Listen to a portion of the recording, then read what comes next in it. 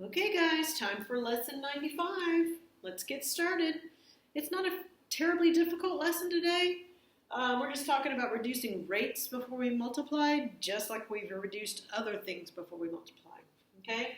Remember, if I have something like 2/5 times 5 over 6, I can reduce my 5 and my 5. They both reduce by 5s and become 1. 2 and 6 can reduce by 2s. 2 goes into 2 one time. 2 goes into 6 3 times. So I can reduce these things before I multiply. Sometimes we call it canceling. Okay? Well, we can use that same method for rates. Okay? Remember, a rate is when I have two different kinds of measure. Miles per hour, miles per gallon, heartbeats per minute. Those type of things. They're all rates. Okay? So if I have something like this, I'm traveling 4 miles per hour. I'm going to go for 2 hours. Okay? If I use this and multiply it, it'll tell me how far I will travel. Okay? Now, this is a fraction, 4 miles per hour. We can write a rate as a fraction like that. So I'm going to make this a fraction just by putting it over 1. Okay? So you'll see here that I have hours on the bottom of the fraction, and I'm multiplying times 1 where I have hours on the top. Okay, over here, if I had 5 on the bottom and 5 on the top, they canceled, right? So here, I'm going to cancel hours with hours. So now I say 4 miles times 2 gives me 8 miles. 1 times 1 gives me 8 over 1, which is the same thing as 8. So if I multiply 4 miles per hour times 2 hours, means I'm going to travel 8 miles because my hours cancel out. Okay, so that's what we're doing today.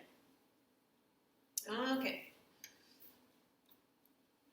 What if I travel 45 miles per hour times 4 hours? Okay, this is my rate of speed. This is how long I'm going to travel that way. Okay, so let's use what we know to find out how far we will travel.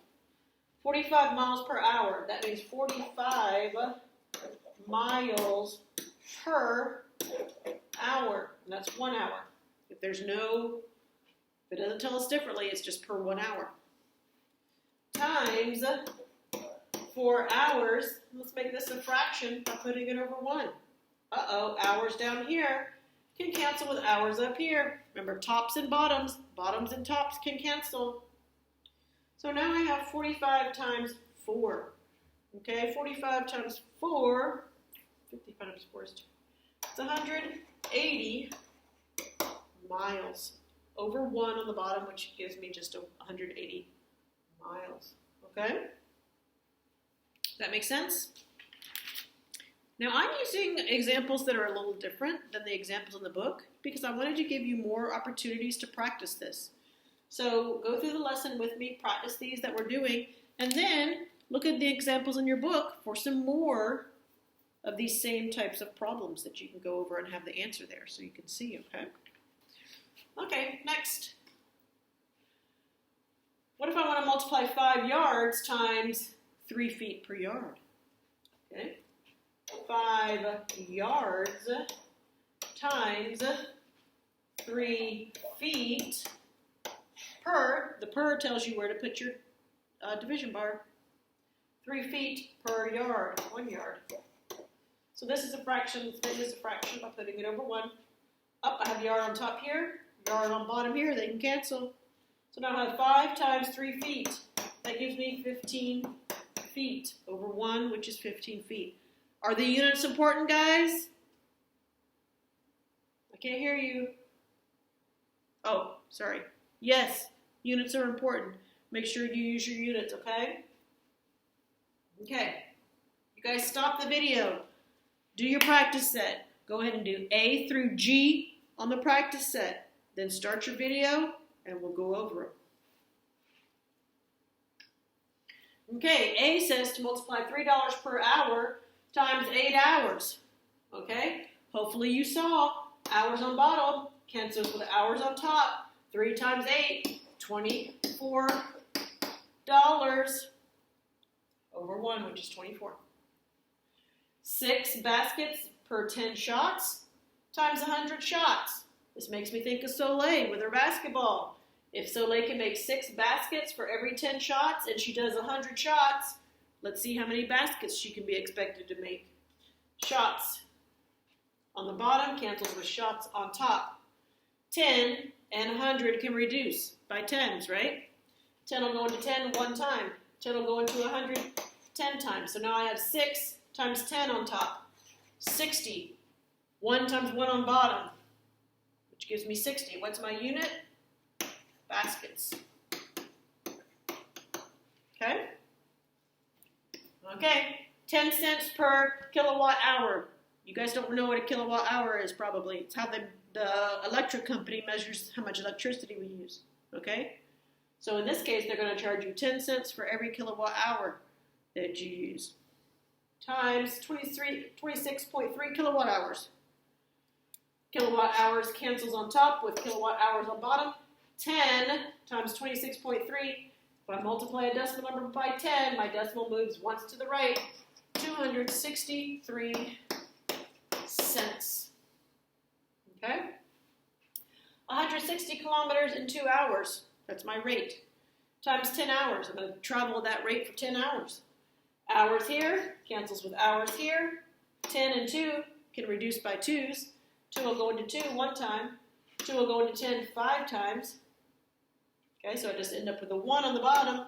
160 times 5 is 800 kilometers for letter D. Okay. E. This one they wrote in words. Okay. They said multiply 18 teachers times 29 students per teacher. I put my 18 teachers over 1 since this was a fraction. Okay. Teacher cancels with teacher. 18 times 29. I didn't multiply that up. 522 students. So if you know you've got 18 teachers, and at that school they have 29 students per teacher, that means there must be 522 students there. 2.3 meters.